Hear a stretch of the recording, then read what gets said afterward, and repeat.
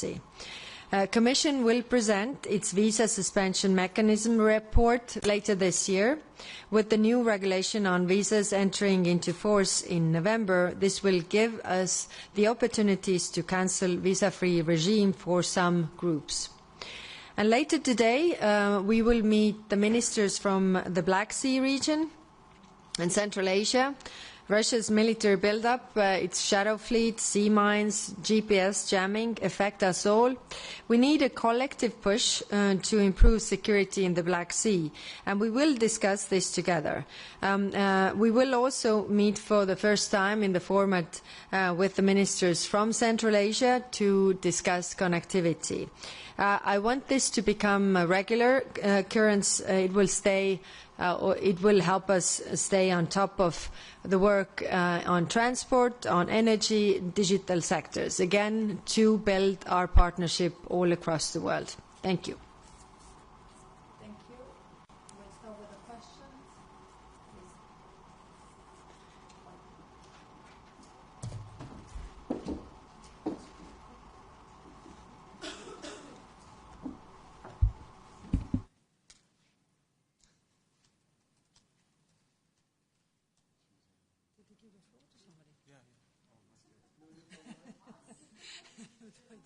There's no mic. Okay, maybe give the mic, no? We could just pass it around. Just throw the mic. It's just that I missed my notebook, so I was trying to signal my team to get my notebook, so thank you. It won't be very hard. Yeah, no. Olivier Beau from AFP.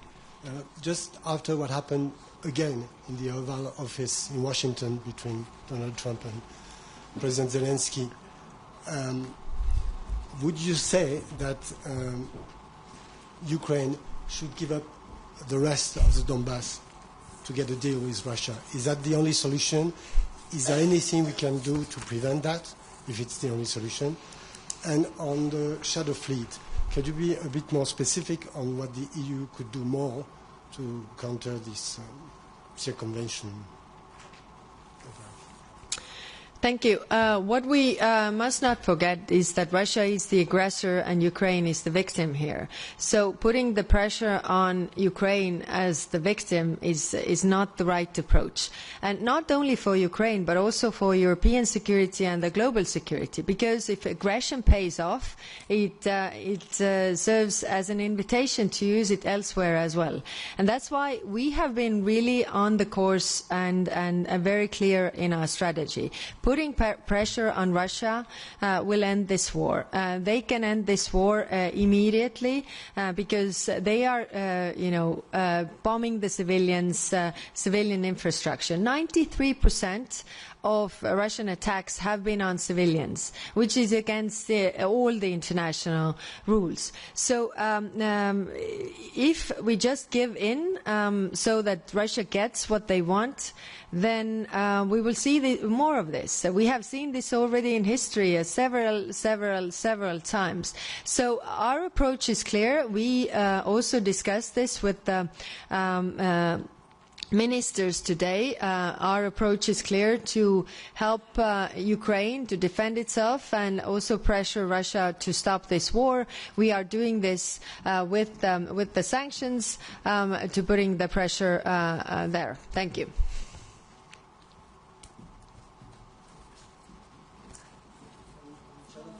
Oh yes. Oh, sorry. On the shadow fleet. Yes, you had a. So we asked all the best practices and all what member states are doing on shadow fleet, and put together a paper to coordinate really how we can use all these best practices to address the shadow fleet, which is that of course we are doing the sanctions, but also how we do the outreach to the third countries, the flag states, how we also use the tools that are in the international law regarding boarding the ships and really investigating what they are doing. We are also doing the international coordination when it comes to G7 or the task force we have in place, also the operations that we have already in maritime field, like UNAFOR Med Irini and Aspides and Atalanta, the missions that we can also use in this regard or look into their mandates. We can't use them now, but look into their mandates, how we can really use them in the future. So basically, we have also appointed a coordinator to really coordinate with the member states in the External Action Service, and this is to be really effective because the Russians are very creative in this regard, and we have to be as well to address all these issues. So to bring it and be more effective and more also faster in this case. Thank you, Susana Freixas, SIC Portugal. A follow-up question on my colleague's first question. Very concretely, when you say that you welcome President Trump's efforts, my concrete question is, do you still believe peace in Ukraine is possible without territorial concessions? So very concrete question.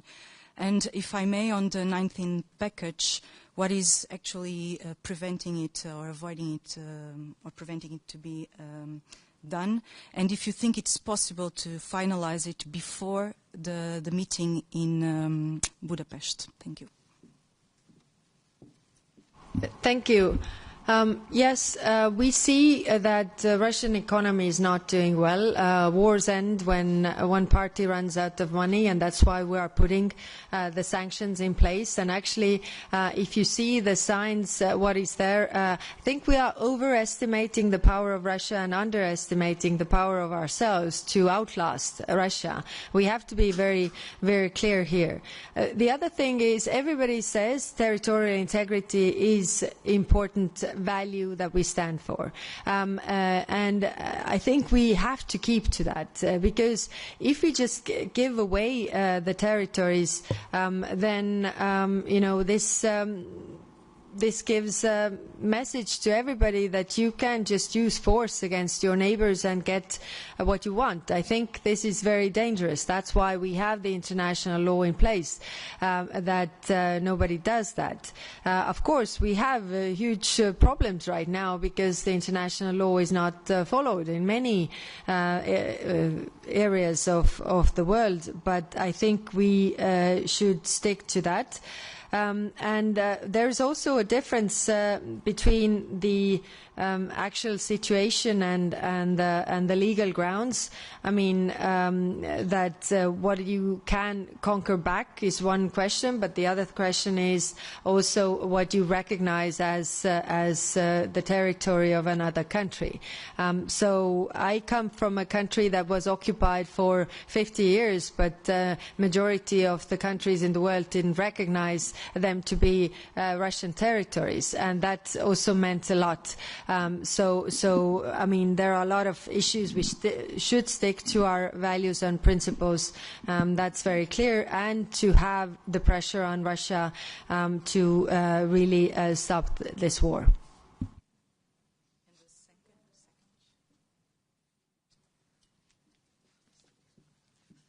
Euroscope Georgia, Tamara Nutsubidze.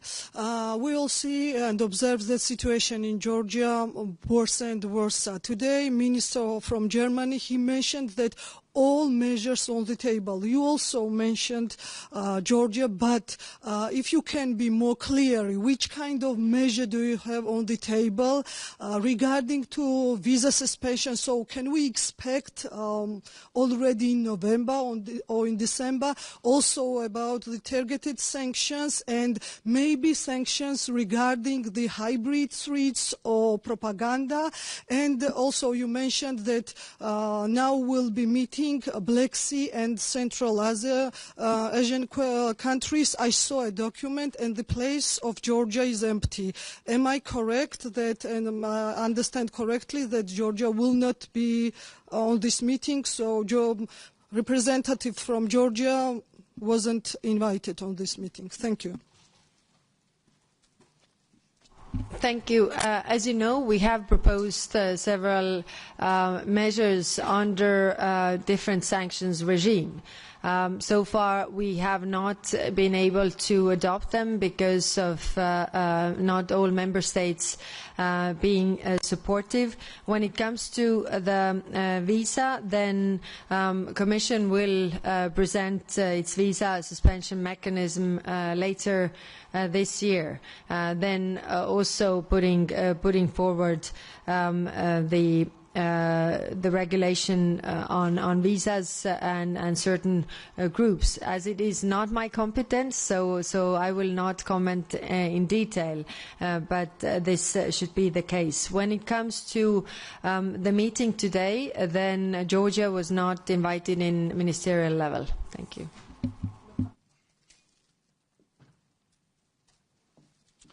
Hello, Luka Hachidze, Formula TV Georgia. So just in 24 hours, 2 of my colleagues were detained in Tbilisi just because they participated in fully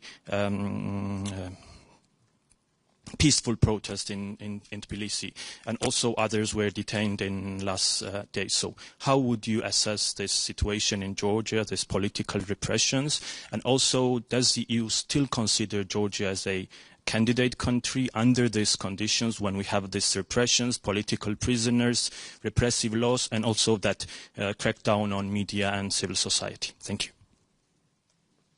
Yes, thank you. These are exactly the worries that member states brought up because the civil society, the room for civil society and journalists is really shrinking, and the measures that the Georgian government is taking against free media, against civil society, against the protesters goes against all the rules that or the principles that we value in European Union. And that's why, of course, the question that you also raise about the candidate, I mean, them being candidates to become European Union member, I mean, with these measures, it's impossible to consider that it will be the case, because this is going totally in another direction with what Europe represents. Thank you.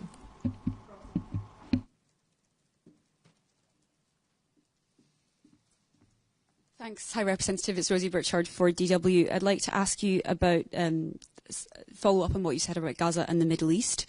So this morning you told us you would give us an update after these talks on what ministers said about sanctions. You put sanctions on the table against members of the Israeli government. There's a measure proposed regarding trade. Will those move forward, or do you think it's time to shelve them given the developments? And can I just follow up briefly? The French foreign minister also said he would like to see EU BAM Rafah expanded in its mission. Was that discussed? Would you be in favour of that? Thank you very much. Yes, thank you. Of course, the context has changed since the measures were put on the table. So we discussed today, and there were very divergent views. So what is something that we landed on is that we don't move with the measures now, but we don't take them off the table either, because the situation is fragile, and also we need to see really the improvement of humanitarian aid reaching Gaza. We need to see also Palestinian revenues to be given to Palestine or released by the Israeli authorities.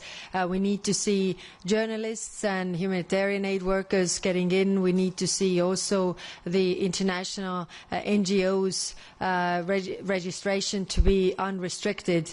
So these were the worries that member states raised. So for now, now. We are not taking them off the table, but we are not moving with them either because the situation is very fragile. Now, when it comes to EUBAM Rafah, yes, the discussion, what more can we do in order to contribute to the peace plan?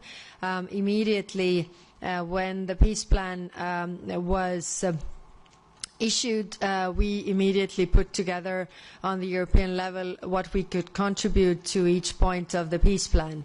And the two missions that we have, EUPAM Rafah and EUPOL COPS, are also part of what we could contribute also to discuss the further or expansion of the mandate. What I want to stress is that EUBAM Rafah needs the approval from both Egypt and as well as Israeli authorities to function. So we stand ready to redeploy, and we need the approval also from them. Thank you.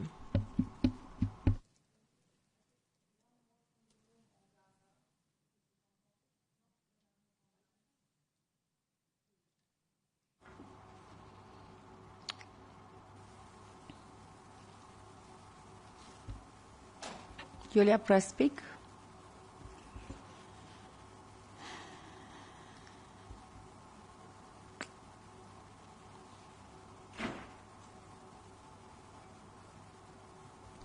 No? Okay. Okay, take.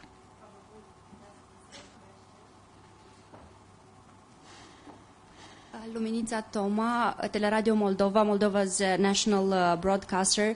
I would really want to know if, besides the lesson learned after Moldovan elections, whether today's discussion among the foreign affairs ministers brought Moldova any closer towards opening the first negotiation clusters, maybe.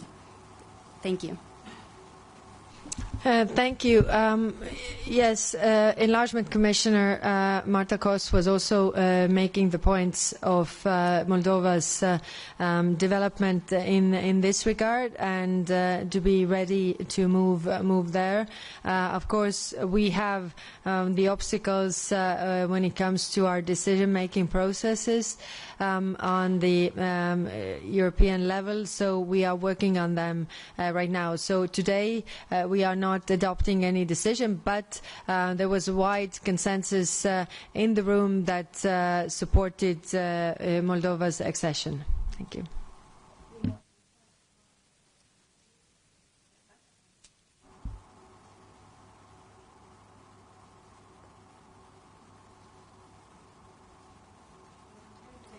Yeah, still not.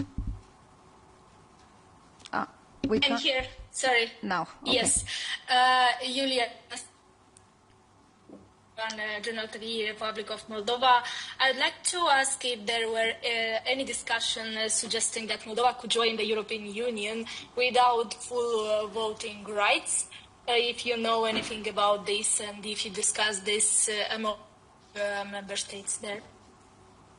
No, there was no such discussion.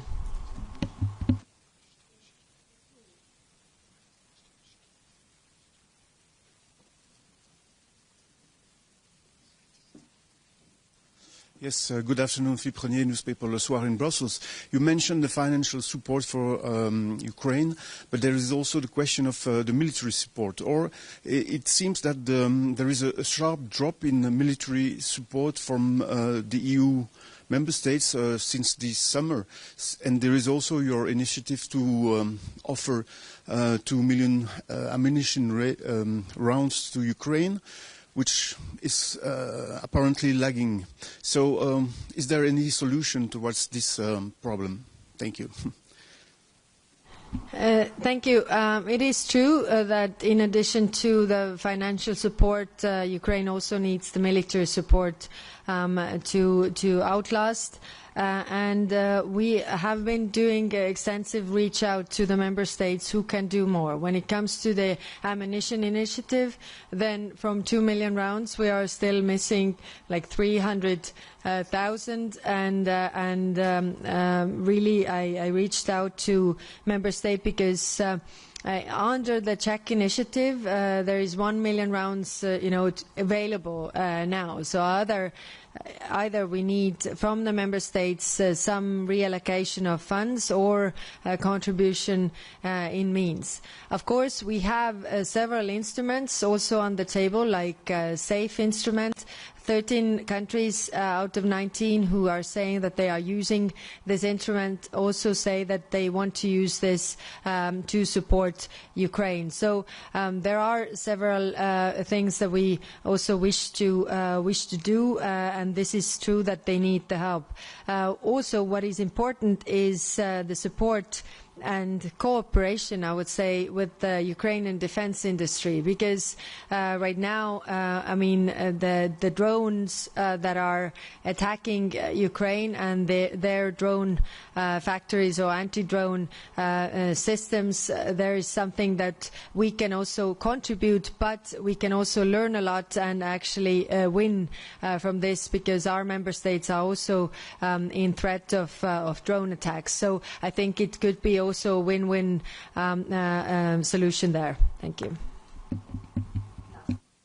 Oh, thank you so much for taking my question, Mr. Roller from CDF German TV. I want to ask you about Donald Trump, the President of the United States. How do you see him? He has now the meeting with Putin and himself without Zelensky. Is he a reliable partner for Europe, or how do you deal with this kind of partner? Thank you. Thank you. I think President Trump is sincere in trying to end this war. That is very clear. We also want to end this war. Ukrainians definitely want to end this war. Who doesn't want to end this war is Russia. We should not be distracted. I think our course here is very, very clear. Our point is that we have to make also Russia to want peace, and that's why we are working, also trying to convince our allies all across the world that nothing can come out of these meetings if Ukraine or Europe is not part of it. Thank you.